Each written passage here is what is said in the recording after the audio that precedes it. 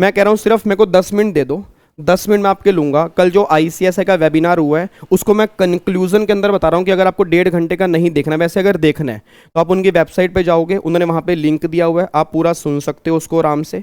But मैंने कल पूरा 1.5 घंटे का सुना and I am very satisfied. और मैं एक बार ना पहले अपनी बात स्टार्ट करने से पहले एक बार सारे थैंक यू बोलो यहाँ पे, एक बार सारे थैंक यू बोलो ICSI को।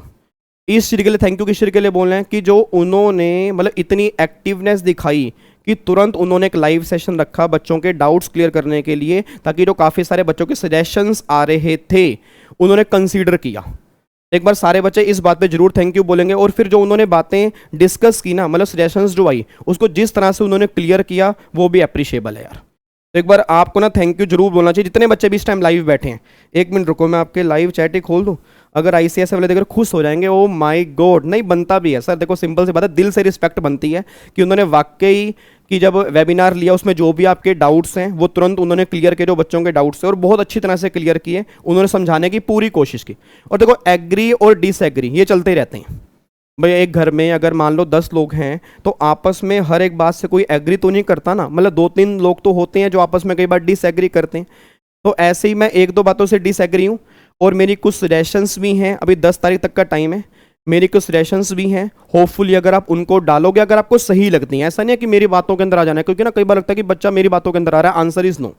अगर आपको लगता है कि वो आपके फ्यूचर के लिए बढ़िया है तो भी आपके पास टाइम है 10 तारीख तक का, आप उनको डाल सकते हो। होपफुली वो कंसीडर करेंगे, क्योंकि जिस तरह से उन्होंने एक्टिवनेस दिखाई है तो मैं ये एज्यूम करूंगा कि अगर आप वो सजेशंस दोगे तो वो आपकी बातों को जरूर कंसीडर करेंगे।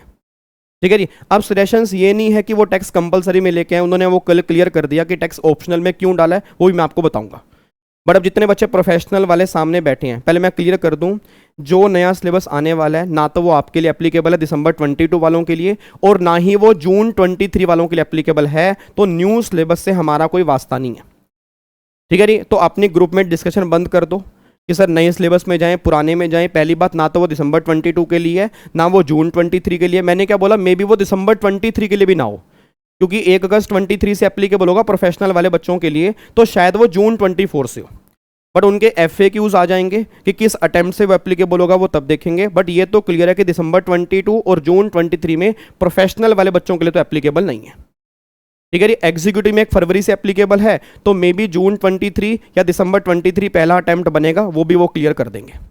अच्छा अब सुना ध्यान से, मैं कहना क्या चाह रहा हूँ जी, अब सुना ध्यान से। अब मैं अपने सजेशंस अगर बताऊं, सजेशन से पहले मैं एक बार क्लियर कर दूं उन्होंने क्या बोला पूरे उसके अंदर।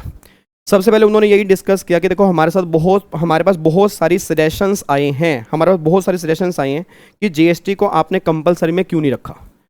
तो हमने इसके ऊपर काफ़ी डिस्कशन की और काफ़ी सारे काउंसिल मेंबर ने बोला कि अगर 40 नंबर का GST एग्जीक्यूटिव के अंदर पढ़ रहे हैं और 100 नंबर का GST अगर हम प्रोफेशनल के अंदर पढ़ेंगे तो ये ओवरडोज हो जाएगी। तो कुछ बच्चे हैं मतलब जो GST में प्रैक्टिस नहीं करना चाहते, कुछ बच्चे हैं जो प्रैक्टिस करना चाहते हैं, तो ऑप्शनल रख देते हैं। जिसको लेना होगा तो वो ले सकते हैं, जिसको नहीं लेना होगा वो नहीं लेगा। तो GST में प्रैक्टिस करना चाहते हैं वो GST ले सकते हैं, वेल एंड गुड। और जो नहीं लेना चाहते तो वो GST ना लें जी।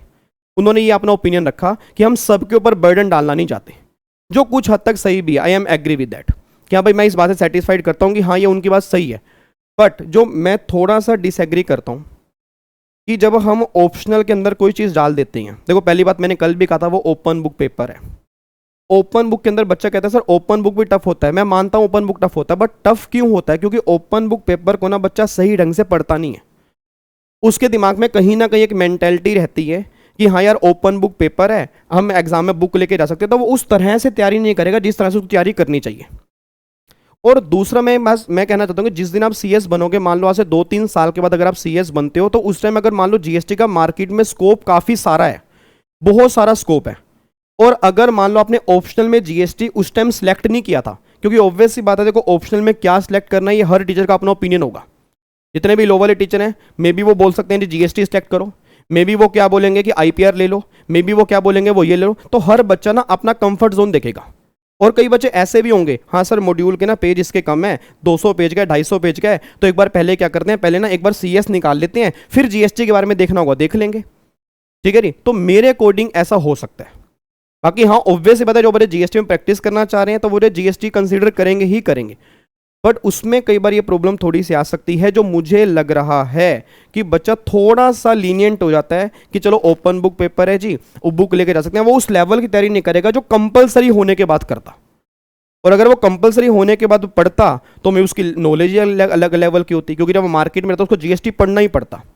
ठीक है जी। बाकी उन्होंने सोचा बहुत अच्छा सोचा जी, उनको लगा जी हमें सबके ऊपर बर्डन नहीं डालना, तो ये उनकी थिंकिंग है और मैं उस थिंकिंग से एग्री करता हूँ। कुछ हद तक मैं डिसएग्री करता हूँ, but I respect ICSE again, जो उन्होंने सोचा बिल्कुल सही सोचा जी। ठीक है जी। और बाकी कुछ बच्चों ने वैसे कहा भी है सर अगर टैक्स ही पढ़ना है तो सीए कर ले। वो तो ऑब्वियस सी बात है सर, देखो सिंपल सी बात है, अब जब ऑप्शनल के अंदर है तो अगर आप टैक्स की नॉलेज लेना चाह रहा है कोई बच्चा, तो ऑब्वियस सी बात है वो सीए तो है ही है फिर, क्योंकि वहाँ तो सीए फाइनल के अंदर भी आपका डायरेक्ट टैक्स भी पूरा है, इनडायरेक्ट भी पूरा है, सीए इंटर के अंदर भी है, तो ऑब्वियस सी बात है फिर अब टैक्स की नॉलेज तो वो मानने वाली बात है कि उनको बहुत अच्छी होगी। तो हाँ, सिर्फ जिसने टैक्स की नॉलेज लेनी है, प्रैक्टिस करनी है, तो ऑब्वियस बात है सीए तो है ही है। और दूसरा फिर उन्होंने बोला एसीएल, तो उन्होंने कहा एसीएल जो है हमने हटाया नहीं है, मतलब एसीएल कई बच्चे मतलब कई लोग कह रहे हैं कि एसीएल लेके आओ, तो एसीएल आज भी है, वो हर पेपर में एसीएल का थोड़ा थोड़ा पार्ट है। मतलब एसीएल अलग से हम पेपर लेके नहीं आएंगे, अगर आप कहोगे 100 नंबर का अलग से पेपर लेकर आए तो अलग से पेपर लेकर नहीं आएंगे, रीजन क्योंकि कोई तुक्की नहीं बनता। उन्होंने कहा ड्राफ्टिंग के अंदर भी है, गवर्नेंस के अंदर भी है, सीआर के अंदर भी है, और जब ऑलरेडी हमने थोड़ा थोड़ा एसीएल सब में डाला है तो एसीएल का पेपर आज भी है और वो सब में हमने मर्ज कर दिया है, तो एसीएल पढ़ना तो पड़ेगा बट वो अलग अलग पेपर में एसीएल पढ़ना पड़ेगा। और ये बहुत बढ़िया पॉइंट उन्होंने क्लियर किया, क्योंकि जिन लोगों को एसीएल का डाउट था ना कि एसीएल नहीं है, तो एसीएल आज भी है, तो इट मीन्स आपकी कंपनी नो की नॉलेज जो होगी वो बेस्ट लेवल पे जाएगी, क्योंकि एग्जीक्यूटिव के अंदर भी आप पढ़ोगे और प्रोफेशनल लेवल पे भी हर पेपर में एसीएल पढ़ने को मिलेगा जी। ठीक है जी। तीसरा जो उन्होंने बोला कि जो प्रैक्टिकल लाइफ में सीएस को जितने काम प्रैक्टिस के अंदर मिलते हैं या एम्प्लॉयमेंट के अंदर मिलते हैं उस लेवल का सिलेबस है। मैं इस बात से बहुत एग्री करता हूँ कि हाँ भाई, इन सिलेबस के बाद ये तो क्लियर है कि अगर आप किसी भी कंपनी या किसी भी कॉर्पोरेट के अंदर जाओगे तो बेस्ट लॉ की नॉलेज आपको होगी। ठीक है जी, बेस्ट लॉ की नॉलेज आपको होगी, मतलब आपको सारे कंप्लाइंस जरूर पता होंगे जो भी आईसीएसई ने नए सिलेबस के अंदर डाले हैं। ठीक है, तो इस बात पे मैं बिल्कुल एग्री करता हूँ कि जो उन्होंने सिलेबस डाला है प्रैक्टिकल लाइफ को बिल्कुल देखते हुए डाला है जी। हाँ भाई, उन्होंने क्लियर कर दिया कि ये एरिया हमारा फ्यूचर है, ये हम फ्यूचर लेके चल रहे हैं, हमारा फ्यूचर विजन ये है। ठीक है, तो ये भी बहुत अच्छी बात है जी उन्होंने, वरना बर्डन ज़्यादा हो जाता इंडिविजुअल होता। तो हाँ बिल्कुल सही, मतलब उन्होंने कहा हमने अलग अलग पेपर के अंदर कंसीडर कर रही है, तो उन्होंने ये भी क्लियर किया कि जो हम नया सिलेबस लेके आए हैं उससे ऑब्वियस बात है आईसीएस का स्कोप बढ़ेगा ही बढ़ेगा, क्योंकि हम अपने कोर पे काम कर रहे हैं, और अगर हम अपने कोर पे काम करके चलेंगे तो ऑब्वियस बात है स्कोप बढ़ेगा ही बढ़ेगा। इस बात से मैं भी एग्री करता हूँ जी, बिल्कुल, अगर आप कोर पे काम करोगे स्कोप बढ़ेगा ही बढ़ेगा जी। ठीक है जी। तो हाँ, बस एक छोटी सी बात से मैं और डिसएग्री करता हूँ। उन्होंने कहा अकाउंट्स और एफएम का ना पेपर उन्होंने डाला है ग्रुप नंबर 1 के अंदर। अच्छा, चेंज एक ये भी आएगा, सेटिंग अप का पेपर जो है ना एग्जीक्यूटिव में, अगर आपको बताओ एग्जीक्यूटिव में अभी सेटिंगों का पेपर जो है ये ग्रुप नंबर 2 के अंदर है, इसको वो ग्रुप नंबर 1 के अंदर लेके आ रहे हैं। उन्होंने कहा है कि अगर ग्रुप नंबर 1 के अंदर लाएंगे, और होपफुली वो आ भी जाएगा, क्योंकि उन्होंने कहा सेटिंग अप का पेपर जो है ग्रुप 1 के अंदर कंपनी लोग के साथ पढ़ना बनता है। तो मेरे ख्याल से अब जो नया सिलेबस फाइनल होगा उसमें पहले में 4 पेपर होंगे जी, ठीक है, और इसमें आपके 3 पेपर होंगे। इन्होंने सिलेबस बहुत कट किया है, बट उन्होंने ये भी क्लियर कर दिया कि भाई साहब पेपर का लेवल आपके तोते खोल देगा, आपके तोते उड़ जाएंगे इस जिस तरह का पेपर का लेवल होगा। और आप खुद समझदार हो यार, सारे पेपर लो बेस हैं भाई साहब, पास होने में आपको जान लगानी पड़ जाएगी। सर प्रैक्टिकल पेपर अब है ही नहीं है, आप देखो ना, प्रैक्टिकल पेपर ही नहीं है, कैलकुलेशन ही नहीं है, कहाँ पूरे में से पूरे नंबर लेके आओगे, और सारे पर सब्जेक्टिव है। तो मैं थोड़ी सी इस बात से डिसएग्री करता हूँ। अगर वो थोड़ा सा अकाउंट्स अगर वो CSEET के अंदर डाल दें जो अभी नहीं है, तो बच्चे का अकाउंट्स का बेस क्लियर हो जाएगा, क्योंकि अकाउंट्स में भी कई बच्चे कॉमर्स वाले नहीं होते सर, साइंस फील्ड के होते हैं। अब अगर साइंस फील्ड के हैं, वो डायरेक्टली अगर फाइनेंशियल कॉर्पोरेट अकाउंट पढ़ेंगे या फाइनेंशियल मैनेजमेंट पढ़ेंगे, उनको नहीं समझ में आएगा ये, उनको बेसिक एंट्रीज ही नहीं पता होंगी। और कई बार टीचर क्या करते हैं, वो बिल्कुल बेस से लेके नहीं चलते ना, वो क्या एज्यूम करते हैं कि 11वीं 12वीं का अकाउंट तो आपने पढ़ा होगा। तो अगर वो EET लेवल पे थोड़ा सा अकाउंट्स अगर डाल देंगे तो मेरे अकॉर्डिंग बहुत बढ़िया हो जाएगा, बच्चे का वहाँ बेस क्लियर हो जाएगा कि हाँ भाई अकाउंटिंग कैलकुलेशन होती कैसे है, उसको फिर आगे दिक्कत नहीं आएगी। ये तो बच्चा फिर वही होगा, अकाउंट्स में अटकता रहेगा, FM में अटकता रहेगा, क्योंकि अकाउंट्स और FM जो है सर, आपको लग रहा है वो आसान पेपर होते हैं, उसमें कैलकुलेशन होती है। भाई साहब उन्होंने जो चैप्टर डाले हैं उस फाइनल अकाउंट्स के चैप्टर में अकाउंटिंग स्टैंडर्ड्स हैं, पूरी की पूरी कैलकुलेशन है, बैलेंस शीट है, ट्रेडिंग P&L है। तो अगर आपको उसका आइडिया ही नहीं है, बेसिक आइडिया नहीं है, तो कहीं ना कहीं दिक्कत आ सकती है। तो मैं ये कहूँगा कि सी एस ई टी के अंदर अगर वो थोड़ा सा अकाउंट्स अगर डाल देंगे तो अच्छी बात होगी, क्योंकि उससे बच्चे का बेस क्लियर हो जाएगा। और बाकी बस यही है। पेपर मतलब सिलेबस पूरा लो बेस है, नो डाउट स्कोप के बेस पे बना हुआ है, लो बेस है।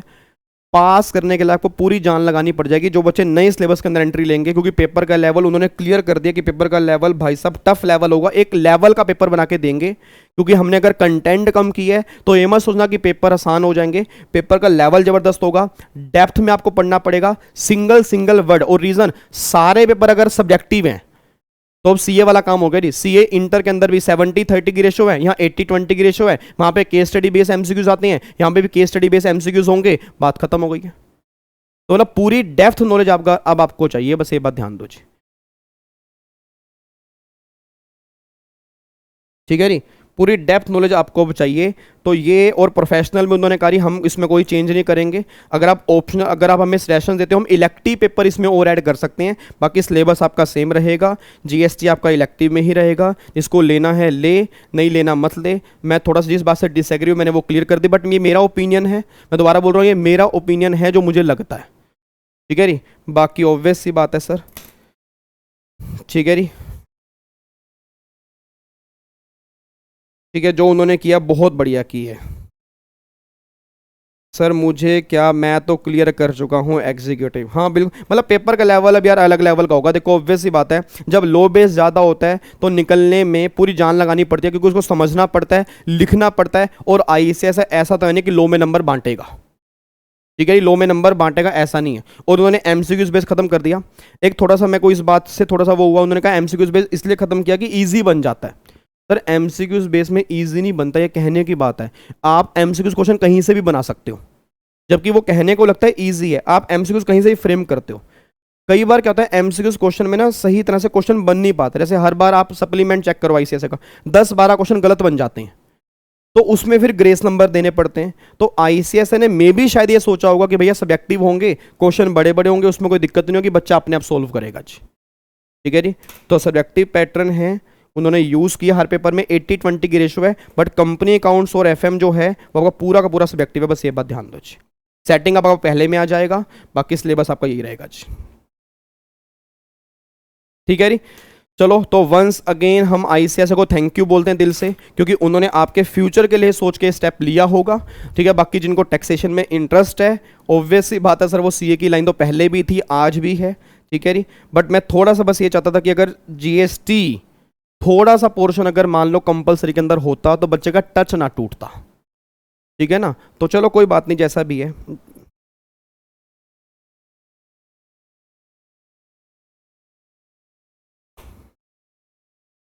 ठीक है चलो जी।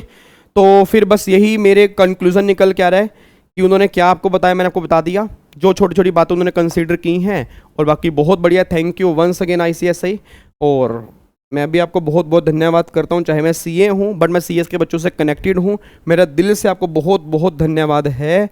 और जो हमने पहले टैक्सेशन के लिए वीडियोस बनाई उसको हम वहीं पे ख़त्म करते हैं। अब उन्होंने क्लियर कर दिया कि यही सिलेबस रहेगा। चलो वो एग्री डिसएग्री चलते रहते हैं, कोई दिक्कत नहीं है। आप में भी फ्यूचर में कुछ ना कुछ चेंज जरूर आएगा अगले 5 साल के बाद, जब जीएसटी का स्कोप थोड़ा सा और बढ़ जाएगा तो शायद उस टाइम क्या पता क्या चेंज आए जी।